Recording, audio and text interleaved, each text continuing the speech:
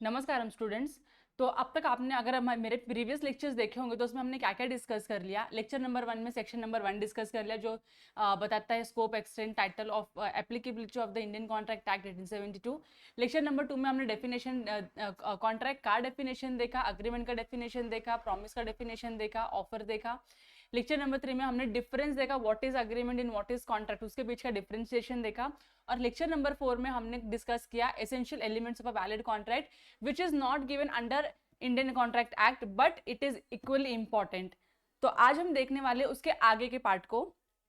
Indian contract act में section number 10 में कौन कौन से essential elements of a valid contract दिया हुआ है। तो सबसे पहला जो है वो क्या है, एन अग्रीमेंट। अभी आपको इतना तो समझ में आ गया होगा कि अग्रीमेंट कैसे बनता है। अग्रीमेंट बनने के लिए एक ऑफर होना चाहिए और एक क्या होना चाहिए, एक्सेप्टेंस होना चाहिए। जो जो इंसान ऑफर देता है उसको हम ऑफरर बोलते हैं, जिसने एक्सेप्ट किया उसको क्या बोलते हैं, ऑफर ही बोलते हैं। जब यहाँ पे इन दोनों का ऑफर प्लस एक्सेप्टेंस होता है तो इसको हम क्या बोलते हैं, एक प्रॉमिस बन जाता है। प्रॉमिस में कंसिडरेशन ऐड कर दो तो वो हमारे लिए क्या बन जाता है, एग्रीमेंट बन जाता है। तो देख लेते हैं क्या लिखा हुआ है। In order to constitute a contract there must be an agreement in the first place. सबसे इंपॉर्टेंट एलिमेंट क्या है, एग्रीमेंट है। An agreement in turn is composed of two elements of offer and acceptance. Thus there must be at least two parties, one making the offer and other accepting it. The terms of offer must be definite and acceptance must be absolute and unconditional। यहाँ क्या बोलते हैं, जब आप कोई offer देते हो, जब आप कोई ऑफर देते हो सामने वाले पर्सन को, तो ऑफर आपका बहुत ही क्लियर होना चाहिए, वेग नहीं होना चाहिए। वो हमने प्रीवियस लेक्चर में देख लिया था क्लियर ऑफर कैसे होता है। और जब आप उसको एक्सेप्ट करते हो तो एक्सेप्टेंस भी आपका क्या होना चाहिए, एब्सोल्यूट एंड अनकंडीशनल होना चाहिए।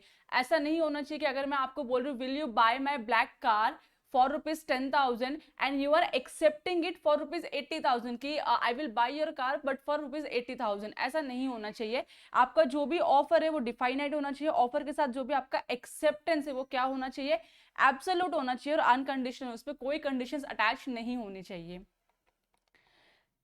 फ्री कंसेंट, नेक्स्ट एलिमेंट क्या है, फ्री कंसेंट। सी कंसेंट मतलब क्या होता है कि किसी भी चीज को करने के लिए आपका अप्रूवल देना। सी जब हम बात करते हैं कंसेंट की तो हम जब हम बात करते हैं एग्रीमेंट, किसी कॉन्ट्रैक्ट को या एग्रीमेंट करने के लिए, तो हम किसी चीज को करने के लिए भी कॉन्ट्रैक्ट कर सकते हैं या किसी चीज को ना करने के लिए भी कॉन्ट्रैक्ट कर सकते हैं। जब हम कोई भी चीज के लिए कॉन्ट्रैक्ट करते हैं तो हमारा वहां पे कंसेंट होना जरूरी है। और सिर्फ कंसेंट होना मस्ट है क्या, नहीं, उसके साथ क्या होना चाहिए, फ्री कंसेंट होना चाहिए। अच्छा, फ्री कंसेंट और कंसेंट में क्या डिफरेंस है वो देख लेते हैं। अगर मैं आपको बोलती हूँ कि आपको ये बॉटल 1,000 रुपीज में खरीदनी होगी, आपको अगर लगता है कि रीजनेबल है तो आप परचेस करोगे, आप अग्री करोगे, अदरवाइज आप नहीं करोगे, तो आपने अपना कंसेंट दे दिया। लेकिन अगर मैं आपके सर पे गन पॉइंट रखती हूँ और फिर मैं बोलती हूँ कि अभी आप तुमको इस बॉटल को लेना पड़ेगा और इसके बदले मुझे 1,000 रुपीज देना पड़ेगा, तो यहाँ पे क्या आपका कंसेंट फ्री है, नहीं फ्री है। क्यों, क्योंकि आप ऑफकोर्स अपनी जान बचाना चाहोगे ना यार, कि मैं जान बचाओ या फिर पैसे देखो। अगर आपके घर पे कभी चोरी होती है, चोरी का एग्जांपल बहुत ही गंदा हो जाएगा, चोरी नहीं बोलते, अगर आपको कोई थ्रेटफुली, कोई आपको डरा धमका के कोई एक कॉन्ट्रैक्ट साइन करने के लिए बोलता है, तो क्या वहां पे आपका कंसेंट फ्री होता है क्या, तो आंसर इज नो, आपका कंसेंट फ्री नहीं होता है। तो मेरा कंसेंट जब फ्री नहीं होता है किसी अग्रीमेंट या किसी कॉन्ट्रैक्ट के लिए, तो क्या वो कॉन्ट्रैक्ट वैलिड कॉन्ट्रैक्ट होता है क्या, उसको हम आगे के लेक्चर्स में देखेंगे। हम पहले यहाँ पे डिस्कस कर लेते हैं एलिमेंट्स को। when two or more persons are said to consent when they agree upon the same thing in the same sense। मतलब मैं जिस चीज को बेच रही हूँ आप उसी चीज को परचेस करने के लिए रेडी हो रहे हो। This can also be understood as identity of minds in understanding the terms which consensus ad idem. इसको हम क्या बोलते हैं, same thing, understanding the same thing in the same manner is, इसको लैटिन में फ्रेज के थ्रू कैसे बोलते हैं, consensus ad idem. Further such a consent must be free, free free, याद रखो कंसेंट फ्री होना चाहिए। Consent would be considered as free consent if it is not caused by coercion, undue influence, fraud, misrepresentation or mistake। अगर ये जो elements है, अगर इतने एलिमेंट्स आपके नहीं होते हैं किसी चीज को अग्री करने के लिए, कंसेंट देने के लिए, तो हम क्या बोलेंगे, उसको आपका फ्री कंसेंट है। अगर आपका कंसेंट इन चीजों में से किसी भी एक चीज को, किसी एक चीज से इंपैक्ट होके आता है, तो वो आपका कंसेंट फ्री कंसेंट नहीं होता है। कोवर्जन क्या होता है, अनड्यू इन्फ्लुएंस क्या होता है, फ्रॉड सबको पता होगा, मिस रिप्रेजेंटेशन क्या होता है, मिस्टेक सबको पता होगा।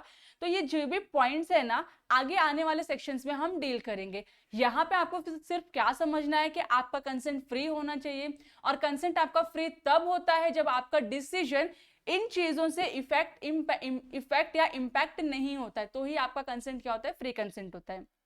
डोंट वरी, आगे वाले लेक्चर में हम हर एक चीज को डिटेल में डिस्कस करेंगे। नेक्स्ट एग्जाम्पल देख लेते हैं इसका।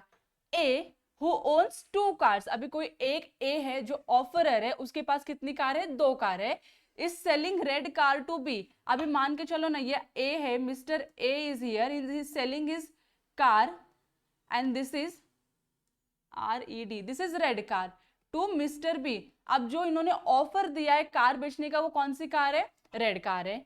B thinks he is purchasing the black car, अभी B को क्या लग रहा है कि इनके पास 2 कार है, so out of that he is purchasing black car, not the red car.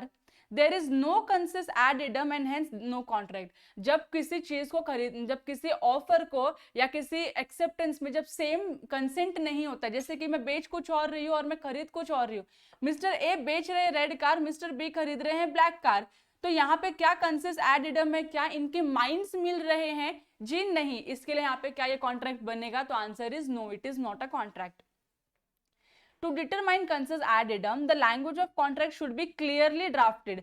कंसेस ad idem same mind का मिलना जब ये होता है तो कॉन्ट्रैक्ट में बहुत ही स्पेसिफिकली लिखना चाहिए कि I am selling you read car for rupees 10,000, 15,000, 1 lakh, whatever the number is. Thus, if A says to B, will you buy my red car for rupees 30,000 and B says yes to it, तो क्या यहाँ पे contract बन सकता है, the answer is yes.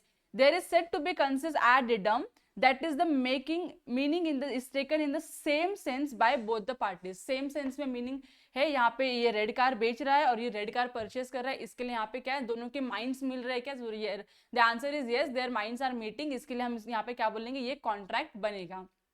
Understand, good. Next example देख लो। A threatened to shoot B if B does not lend him rupees 2,000. अब मुझे बोलो, कोई आपको धमकी देगा कि अगर तूने मुझे 2,000 रुपीज नहीं दिया तो मैं तुझे गोली से उड़ा दूंगा, तो ऑफ कोर्स आपको 2,000 रुपया प्यारा है या गोली अपनी जान प्यारी है, तो ऑफ कोर्स आपको अपनी जान प्यारी है, तो आपके पास जितने भी पैसे होंगे आप निकाल के उस बंदे को दे देंगे। लेकिन जब आप पैसे दे रहे थे, उसको पैसे देने के लिए अग्री कर रहे थे, पैसे दे रहे थे, तो मुझे बताओ क्या वहां पे आपका कंसेंट फ्री था, जी नहीं। तो यहाँ पे क्या हुआ, आपका जो आपका डिसीजन है वो किससे इन्फ्लुएंस हो रहा है, कोवर्जन से, अनड्यू इन्फ्लुएंस से आपका डिसीजन क्या हो रहा है, इंपैक्ट हो रहा है, इसके लिए यहाँ पे फ्री कंसेंट नहीं है। Here the agreement is entered under the coercion and hence it is not a valid contract. यहाँ पे coercion हुआ था, इसके लिए valid contract नहीं है। नेक्स्ट देखते हैं कैपेसिटी ऑफ द पार्टीज। अब कैपेसिटी ऑफ द पार्टीज, अब जब किसी के साथ कॉन्ट्रैक्ट में एंटर करते हो तो पार्टी भी तो कॉम्पिटेंट होनी चाहिए। मुझे क्या पता कि अगर मैं 15 साल के बच्चे के साथ कॉन्ट्रैक्ट करूंगी तो वो कॉन्ट्रैक्ट वैलिड है, या मैं 25 साल के अंकल के साथ कॉन्ट्रैक्ट करूं तो वो कॉन्ट्रैक्ट वैलिड है। तो इन दोनों चीजों में क्या होना, हमको क्लैरिटी नहीं है। इसके लिए क्लैरिटी देने के लिए लॉ ने डिफाइन किया है कि आप किनके साथ कॉन्ट्रैक्ट करोगे तो आपका कॉन्ट्रैक्ट वैलिड होगा। Capacity to contract means the legal ability of a person to enter into a valid contract. Section 11 of the Indian Contract Act specifies that every person is competent to contract who, अब कौन है competent to contract देख लेते, who is of the age of majority, जो majority age है। अभी majority age में बहुत confusion होता है, 17 years, 18 years, 20 years, 21 years, क्या हमारी majority age है, तो यहाँ पे define क्या है, majority age is your 18 years। अगर आप 18 इयर्स के हो तो आप क्या, आप कॉम्पिटेंट हो कॉन्ट्रैक्ट एंटर करने के लिए, answer is yes, you are competent to enter into a contract. Is of sound mind, अब साउंड माइंड आपको पता होना चाहिए कि आप क्या एग्रीमेंट कर रहे हो, किस चीज के लिए कॉन्ट्रैक्ट कर रहे हो, उसका इम्प्लीकेशन क्या हो सकता है, नहीं करेंगे तो ऑब्लिगेशंस क्या हो सकते हैं, तो ये सारी चीजें आपको पता होनी चाहिए। दैट मीन्स आप एक डिसीजन मेकिंग पर्सन होने चाहिए। is not otherwise disqualified from contracting by any law to which he is subject। तो आप डिस्क्वालिफाइड पर्सन नहीं होने चाहिए। जैसे कॉन्विक्ट हो गए, कोई इंसान जेल में है तो आप उनके साथ कॉन्ट्रैक्ट नहीं कर सकते, you are not eligible to be a competent person to enter into a contract. A person competent to contract must fulfill all the above 3 conditions। अभी आपकी ये जो 3 conditions है ना, A, B और C, ये तीनों आप अगर comply करते हो then only you are eligible to enter into a contract, otherwise you become disqualified to enter into a contract। अच्छा, अभी A, B, C को हम डिटेल में देख लेते हैं। क्वालिफिकेशन ए क्या बोलता है, refers to the age of the contracting person, that is the person entering into a contract. यहाँ पे दोनों पार्टियां, जितने भी लोग कॉन्ट्रैक्ट में एंटर कर रहे हैं, उनकी एज क्या होनी चाहिए, 18 ईयर्स और मोर। क्वालिफिकेशन बी क्या बोल रहा है, requires a person to be sound mind, that is he should be in his sense so that he understands the implication of the contract at the time of entering into the contract। यहाँ पे ये समझा आपको कि आप capable होने चाहिए decision making के लिए। ओके अगर मैं इस कॉन्ट्रैक्ट में एंटर कर रहा हूं तो मुझे ये सारी एक्टिविटीज करनी होगी, this will be my obligations which I have to fulfil, if I don't fulfil my obligation then this will be my implications under the Indian contract act.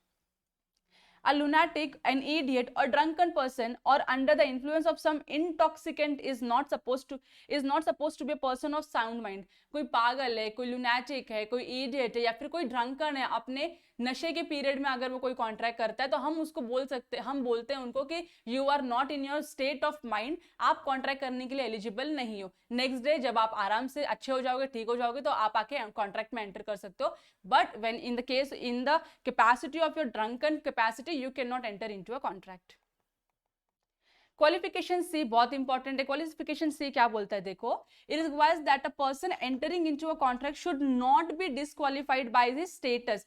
अभी आपका ऐसा स्टेटस भी नहीं होना चाहिए कि आप उससे डिस्क्वालीफाई हो जाते हो in entering into such contract. जैसे such persons are an alien enemy. Alien enemy कौन होता है कि ऐसे कोई कंट्री जिनके साथ हमारा वॉर चल रहा हो। अच्छा, वॉर ऐसा भी नहीं हो कि वॉर मतलब भाले चल रहे, तलवारें चल रही है, लोग मार रहे, मरे जा रहे, ऐसा वॉर नहीं होता है। वॉर ऐसा भी होता है जहाँ पे कोल्ड वॉर बोलते हैं, जहाँ पे क्या होता है कि लोग शांति से वॉर करते हैं, जहाँ पे मारा मारी नहीं होती है, लेकिन हम उस कंट्री के साथ हम अपने रिलेशंस नहीं रखते, रिलेशंस तोड़ देते, कॉन्ट्रैक्ट नहीं कर सकते, उनके साथ हम कोई अपना रिलेशंस या फिर कोई भी रिलेशन, किसी भी टाइप का रिलेशन हम नहीं रखना चाहते। अगर आप ऐसे भी किसी कंट्री के साथ कॉन्ट्रैक्ट कर रहे हो तो वो भी क्या हो जाएगा, disqualified alien enemy. Alien enemy का अगर आपको स्टेटस मिल गया है तो you can not enter into the contract with that particular country और that particular person. Foreign sovereigns, foreign sovereigns कौन होते हैं, जैसे कि क्वीन एलिजाबेथ, क्या आप उनके साथ कॉन्ट्रैक्ट कर सकते हो? नहीं कर सकते, क्योंकि she has the supreme power. वहां मतलब वो जो बोलेंगे वो होगा। आप उनके साथ कॉन्ट्रैक्ट नहीं कर सकते हो, अपनी औकात में रह के कॉन्ट्रैक्ट करो। कॉन्ट्रैक्ट करना किसी लेमन इंसान के साथ कॉन्ट्रैक्ट करो, किंग या क्वीन के साथ कॉन्ट्रैक्ट मत करो, क्योंकि उनका स्टेटस बहुत ही हाई होता है, जहां पे उनको कोर्ट भी कुछ नहीं करते, क्योंकि कोर्ट भी उनके पावर से, उनके राइट से थोड़े इन्फ्लुएंस रहते हैं। They are disqualified unless they fulfill certain formalities required by the law। वो लोग disqualified है अगर कुछ formalities होती है, तो अगर fulfill करते हो तो they become qualified, otherwise they are disqualified। Contracts entered by person not competent to contract are not valid।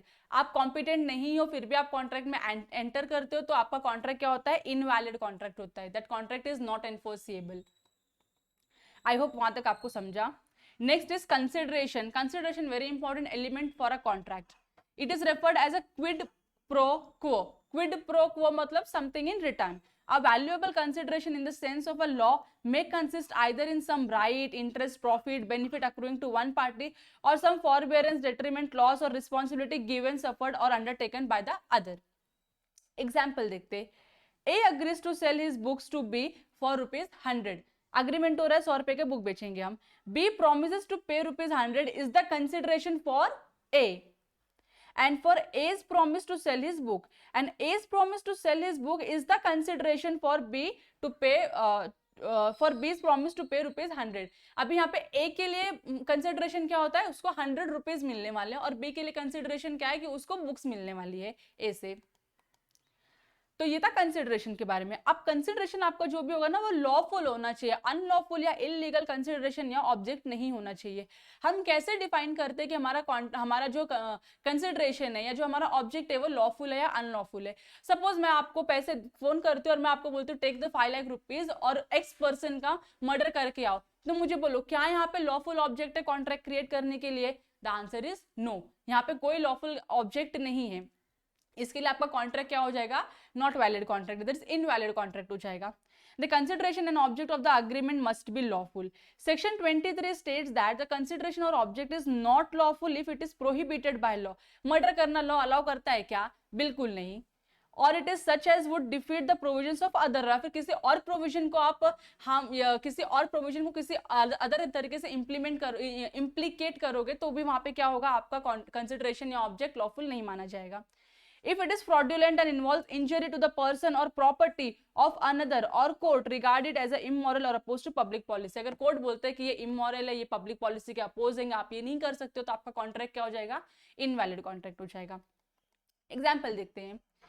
A promises to drop prosecution instituted against B for robbery and B promises to restore the value of the things taken. अभी यहाँ पे क्या हो रहा है, A एक person है जिसके घर में चोरी हुई है और बी एक पर्सन है जो क्या है, थेफ्ट है. अभी बी ए को क्या बोलता है कि ए ने जाके केस फाइल किया कोर्ट में. अभी बी बोलता है कि मैं तुमको सारे पैसे, तुम्हारे जितना भी चीजें मैं तुम्हारे घर से लिया था, मैं तुमको सब रिटर्न कर दूंगा, पर आप जो केस मेरे अगेंस्ट कर रहे हो ना, उसको ड्रॉप कर दो, उसको कैंसिल कर दो. तो यहाँ पे ऑब्जेक्ट जो है कॉन्ट्रैक्ट क्रिएट करने का, क्या वो लॉफुल है?